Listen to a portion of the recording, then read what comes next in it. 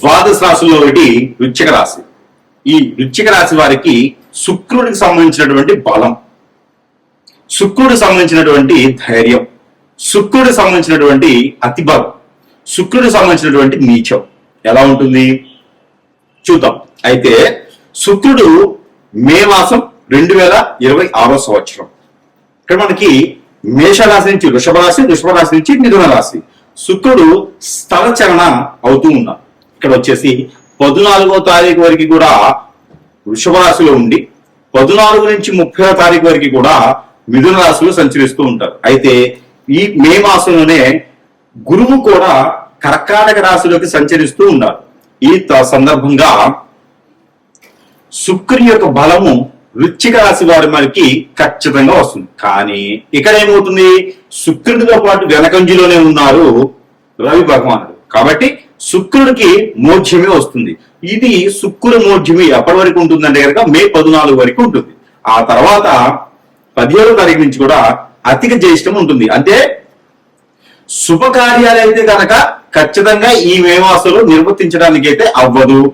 దీనితో పాటు మరొక విషయం, మీకు గోచారంలో కనుక ఏదైనా శుక్రుడు 2, 6, 9 స్థానంలో ఉంటూ రవి కాని శని కాని దాని వైపు చూస్తున్నారు అంటే కనుక మీరు శుక్రుడికి సంబంధించినటువంటి నీచం, అంటే పెళ్లి అయితే నిలబడదు, ఎన్ని పెళ్లిదైనా నిలబడవు, కనత్తర దోషం అంటారు దాన్ని, పెళ్లి త్వరగా అవ్వదు, పెళ్ళైన పిల్లలు పుట్టరు, ఆర్థిక ఇబ్బందులు, ఎప్పుడు కీచులాడుకోవడం, కొట్లాడుకోవడం, గొడవాడుకోవడం, సంపాదించుకోలేకపోవడం, అలాగా ఒకరికొకరు పడకుండా చికాకు చిరాకు ఇలాగా ఎన్నో విధంగా ఉంటుంది. దేనివల్ల అంటే భార్యలో కానీ భర్తలో కానీ వృశ్చిక రాశి అయి ఉండి వారికి శుక్రుడికి సంబంధించినటువంటి దోషాలు అంటారు. దీనికి పరిహారం ఉంటుంది. దీంతో పాటు కాలసర్ప దోషం, నాగదోషం కూడా ఉన్నాయంటే కనుక ఇక మిమ్మల్ని ఎవ్వరు ఏం చేయలేరు, ఇక మిమ్మల్ని ఎవ్వరు కాపాడలేరని అర్థం. ఇక మీకు ఆ దోషాల పరిహారం ఖచ్చితంగా చేసుకోవాలి. అందుకోసమే మీకు కోట్ల రూపాయల డబ్బులున్నా, లక్షల రూపాయల శాలరీస్ వచ్చినా కూడా మీకు పెళ్లిళ్ళు అవ్వవు. ఎందుకు చెప్పండి అంటే శుక్రుడు నీచంలో ఉంటే అవ్వవు. దానిపైన గురు దృష్టి లేకపోతే ఇక పెళ్లి గురించి మర్చిపోవడం మీరు. కాబట్టి ఇక బలవంతంగా లవ్ మ్యారేజ్ ఉందండి, అట్రాక్షన్ అయ్యానండి, నేను లవ్ చేసుకున్నాను పెళ్లి చేసుకుంటానంటే కనుక అది తుమ్మిదేవుడి ముక్కులానే ఉంటుంది. కాబట్టి ఇన్ని రకాల సమస్యలతో పాటు కొట్టిమిట్లాడుతూ ఉంటారు. ఒకటి ఉంది, ఇంకోటి ఏంటంటే శుక్రుడు అధిపతి అయినటువంటి తులారాశి. ఆ తులారాశి మీద ఎక్కడ ఉంటుంది, వృశ్చిక రాశికి 12వ స్థానం. ఇట్లా కూడా చూసుకుంటే కూడా మీకు నీచంలో శుక్రుడు ఉంటాడు. శుక్రుడు వల్ల నష్టమైంది. అందుకని వృశ్చిక రాశి వారు ఎవరైనా పెళ్లి చేసుకోవాలనుకుంటే వారికి ఒకటైతే చెప్పవచ్చు, ఖచ్చితంగా పెళ్లికి ముందు వారు దోషానికి పరిహారాలు ఖచ్చితంగా చేసుకోవాలి. నా స్థానంలో శుక్రుడు బాగున్నాడండి, 4వ స్థానంలో ఉన్నాడు, 7వ స్థానంలో ఉన్నాడు, వారికై రవి భగవానుడు చూడట్లేదు, గురువు చూస్తున్నాడంట, అయినా నా దాంట్లో బాగుంటుంది అన్నా కూడా వృశ్చిక రాశి వారికి శుక్రుడి దోషం పుట్టుకతోనే వస్తుంది. కలత్ర దోషం అంటారు దాన్ని. ఎంత స్థానంలో ఉన్నప్పటికీ కూడా శుక్రుడికి సంబంధించినటువంటి పెళ్లికి ముందు గనక దానం కానీ, యజ్ఞం కానీ, యాగం కానీ, దానికి సంబంధించిన జపం కానీ చేసుకోవాలి. లేదు అంటే గనక ఖచ్చితంగా శుక్రుడికి సంబంధించింది కాబట్టి పెళ్లి అయిన తర్వాత మీరు చాలా గమనించుకుంటారండి. పెళ్లి అయిన తర్వాత వృశ్చిక రాశి వారు ఎంతమంది బాగుపడ్డారు, ఎంతమంది ఎన్ని రకాలుగా ఇబ్బంది పడుతున్నారు, ఇబ్బంది పడే వాళ్ళు ఎక్కువ ఉంటారు. కాబట్టి ఇది ఆలోచించుకొని పెళ్లికి ముందు గనక దోషాల పరిహారం ఖచ్చితంగా చేసుకోవాలి. లేదు అంటే గనక చివరిలో ఒక చిన్న పరిహారం ఉంటుంది, అది చేసుకోండి. ఇకపోతే ఇక వృశ్చిక రాశి వారు ఈ యొక్క శుక్రుడు మార్పిడి వలన ఏదైనా వ్యాపారం కానీ, వృద్ధి కానీ ఏదైనా చేసుకోవచ్చు, మొదలు పెట్టుకోవచ్చండి.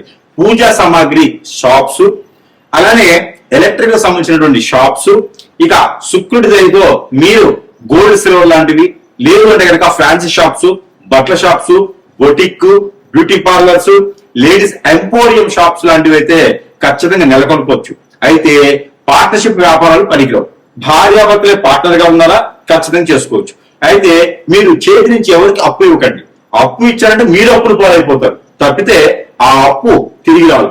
ఇది శుక్రుడు చేసేటువంటి పని. ఇకపోతే వృశ్చిక రాశి, ఈ వృశ్చిక రాశికి శుక్రుడికి ఆపోజిట్ సైన్ అంటారు. దీని తగ్గట్టుగా ఇప్పుడు శుక్రుడు మోఢ్యమి. కాబట్టి ఎవరితోనూ గొడవపడకండి.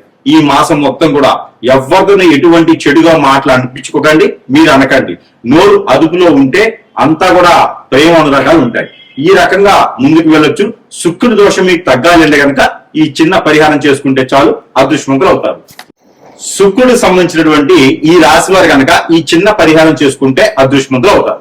కొంతమేరైనా ఉపశమనం దొరుకుతుంది. ఆ దాంట్లో ఈ శుక్రుడికి సంబంధించినటువంటి పరిహారాలు ఏముంటాయా? రెనికుల పరిహారాలు అంటే ఉంటాయి. అవి ఏంటంటే స్ఫటికమాల అని ఉంటుంది. ఈ స్ఫటికమాల తీసుకొని, అంటే డైమండ్ మాల తీసుకోలేం కదా, అందుకని స్ఫటికమాల. ఈ స్ఫటికమాల తీసుకొని 1600 సార్లు ప్రతిరోజు కూడా ప్రతినిత్యం కూడా శుక్రుడికి సంబంధించినటువంటి జపం చేసుకోవాలి. మంచం మీద కూర్చొని చేయకూడదండి, పేటేసుకుని కూర్చొని చేసుకోవాలి. అది గోధుమ కలర్ కానీ, అలానే బంగారపు ఛాయలో ఉన్నటువంటి వస్త్రాన్ని కింద పంచుకొని దానిపైన కూర్చొని మీరు జపం చేసుకోవాలి. 1600 సార్లు చేయలేమండి అంటారా? 166 సార్లు చేయండి ప్రతినిత్యం కూడా. లేదా 16 మాలలు చేయండి, లేదా 9 మాలలు చేయండి. ఈ 9 మాలలు ఖచ్చితంగా ప్రతిరోజు కూడా చేయాల్సిందే. జపం చేసుకుంటూ ఉండాలి. ఓం నమో శుక్ర ఈశ్వరాయ నమః లేదా శుక్రాయ నమః అనేటువంటి బీజ మంత్రాన్ని ప్రతిరోజు కూడా పారాయణం చేసుకుంటూ చాలా మంచిది. ఈ పారాయణం చేసేటప్పుడు చిరంజి కానీ, లేదా కాజు, క్యాషనట్ ఉంటాయి కదా, కాజు అంటారు. ఈ కాజు గుళ్ళు తీసుకోండి, జీడిపప్పు గుళ్ళు తీసుకొని జపం చేసుకోండి. 16 గుళ్ళు పెట్టుకోండి, 16 జీడిపప్పులు పెట్టుకొని జపం చేసుకొని వాటిపైన ఒక 9 సార్లు ఊది తినడమా, ఎదుటి వారికి ప్రసాద రూపంగా పెట్టడమా లేకపోతే చేయొచ్చు. అలానే మీకు పాలలో కుంకుమ పువ్వు, తేనె వేసి దీంట్లో తవలపాకులు మిక్సీ పట్టి ఆ ఒక పేస్ట్ ని దాంట్లో వేసి, అలానే తులసి ఆకులు వేసి, అలానే ఇంకా దాంట్లో ఈ యొక్క పన్నీరు వేసి మీరు సుబ్రహ్మణ్య స్వామికి అభిషేకం చేయండి. లేదా నవగ్రహాల్లో శుక్రు గ్రహం ఉంటుంది, ఆ శుక్రు గ్రహానికి అభిషేకం చేయండి. ఇంకోటి ఈ పరిహారం తప్పకుండా ప్రతి ఒక్కరు చేయాలి. ఏమిటంటే గనక మీకు నచ్చినటువంటి సెంట్ గాని, అత్తర్ గాని, పర్ఫ్యూమ్ గాని ఉంటాయి. ఇందులో ఏదైనా మీకు నచ్చినటువంటి ఫ్లేవర్ తీసుకొని శుక్రుడు మీకు యోగించాలి అంటే గనక మీరు వేసుకున్నటువంటి వస్త్రాల పైన అది కొంచెము అప్లై చేసుకోండి, లేదా స్ప్రే కొట్టుకోండి. అప్పుడు మీకు శుక్రుడు మీతోనే ఉంటారు, శుక్రుడు మీతో వస్తూ ఉంటారు. ఇకపోతే ఏదైనా అమ్మవారి ఆలయంలో ముడుపు కట్టండి. అంటే గోధుమ ఛాయలో ఉన్నటువంటి కలర్ తో ఉన్నటువంటి ఏదైనా వస్త్రం తీసుకొని దానిలో జాజికాయలు 2, పసుపు కొమ్ములు 2, అలానే కరక్కాయలు 2, ఒక్కలు 2, తమలపాకులు 2, ఒక 56 రూపాయల డబ్బులు, ఒక కొబ్బరికాయ, అలానే మీకు కుంకుమ పువ్వు కొంచెం 10 గ్రాములు, కుంకుమ, పసుపు, గంధము ఇవన్నీ వేసి ముడుపు కట్టండి. ఈ ముడుపుని ఎక్కడైనా గ్రామ దేవతల ఆలయంలో కానీ, లేదా ప్రాసిద్ధి చెందినటువంటి అమ్మవారి ఆలయంలో కానీ ఈ ముడుపుని సమర్పించండి. అలానే ఏదైనా అమ్మవారికి పొట్టు వస్త్రాలు సమర్పించండి. అలానే ఇస్కాన్ టెంపుల్లో అటుకులతో కూడినటువంటి తేనె వేసి అటుకులతో కూడినటువంటి పాలని నైవేద్యంగా సమర్పించేసి శుక్రుడికి సంబంధించిన దోషాలన్నీ కూడా పటాపంచలేకపోవాలి అని కొలుచుకోండి. ఇకపోతే మీరు ఎఫెక్ట్ చేయగలిగితే పెట్టుకోగలిగితే కనుక పింక్ కు సంబంధించినటువంటి డైమండ్, పింక్ కు సంబంధించినటువంటి ముత్యం పెట్టుకోవచ్చు. ఇది ప్రతి రాశి వారు కూడా పెట్టుకునే యోచన అయితే కనబడుతుంది. ఇంకా దీనికి మించి శుక్రు గ్రహాల గురించి తెలుసుకోవాలన్నా, శుక్రు గ్రహానికి సంబంధించినటువంటి విధానాలు కావచ్చు, మీ యొక్క జాతకంలో ఏ స్థానంలో శుక్రుడు ఉండడం వలన కలత్ర దోషం ఉంటుంది, శుక్రుడు ఏ గ్రహంతో కలవడం వలన కలత్ర దోషం ఉంటుంది, ఇవి పోవాలంటే ఈ చిన్నబడి పరిహారం సరిపోతాయా, లేదా ఇంకా ఏమైనా చేయాలనుకుంటే కనుక ప్రతినిత్యం కూడా మీరు చేయవలసినటువంటి ఒక కార్యక్రమం ఉంది.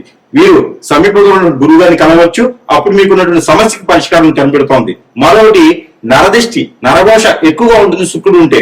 కాబట్టి శుక్రుడు నీచులున్నా ఉచ్చంలో కూడా ఈ నరదిష్టి నరఘోష ఎక్కువ కనిపిస్తుంది శుక్రుడి వల్ల.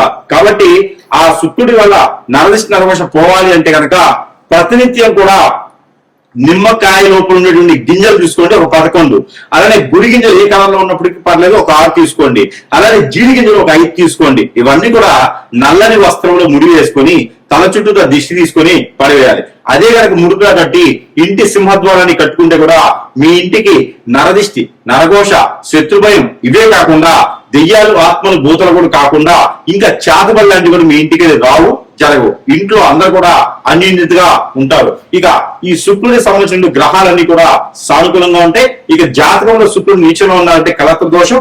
ఆ కలత్ర దోషం ఉందంటే కనుక భార్య, భర్తలు, పిల్లలు అందరూ దూరం అయిపోతా ఉంటారు. ఏకాభిప్రాయం ఉండదు ఎవరికి కూడా.